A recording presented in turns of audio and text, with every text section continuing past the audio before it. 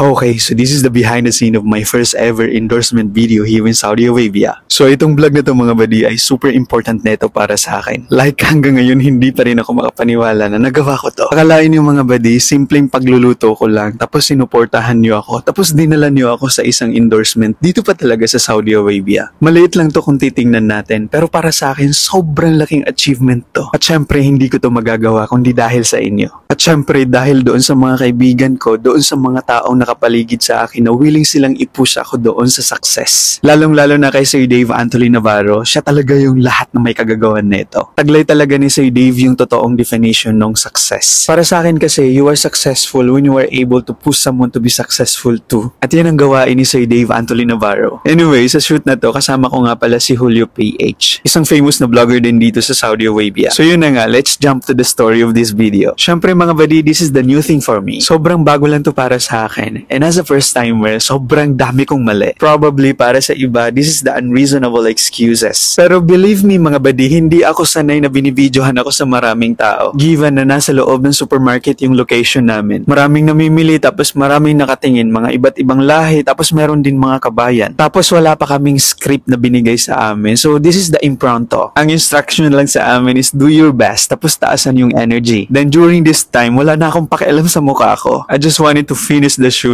But the more na iniisip ko na gusto ko nang tapusin yung shooting namin na to, the more naman na nagkakamali ako. And super hinangaan ko yung cameraman namin dito. Kasi kahit ilang beses pa akong magkamali sa isang scene, ang sinasabi lang niya sa akin na, it's okay bro, it's okay, it's okay. Sobrang napaka-professional nilang katrabaho. Then alam niyo ba mga buddy na pinagalitan pa ako ni Sir Dave during this taping? Kasi lagi akong humihingi ng confirmation kay Sir Dave during the time. Lagi niya sinasabi sa akin na huwag kang titingin sa akin. Lagi kasi akong may doubt doon sa utilization ng energy. Buti nila magaling yung editor at saka yung cameraman. Disclaimer lang mga buddy ha, late upload lang yung vlog na to kasi nag-end na yung promotion nung November 2. Pero marami pang may offer si Mark and Save sa atin mga buddy. So napanood nyo na to but this is the outcome.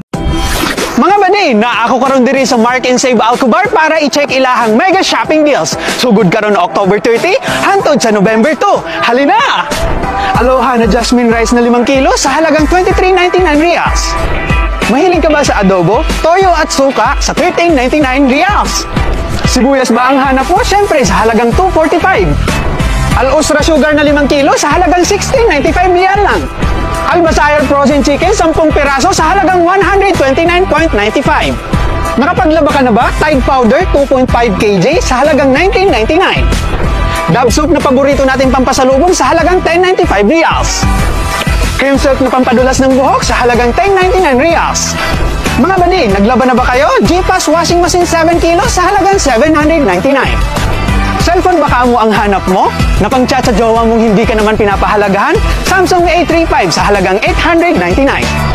3 pirasong traveling bag na mas matibay pa sa relasyon ninyong dalawa sa halagang 149.99. Mga buddy, ayaw kalimot sa ato ang mega shopping deals diri sa Mark and Save Alcobar. Kita-kit!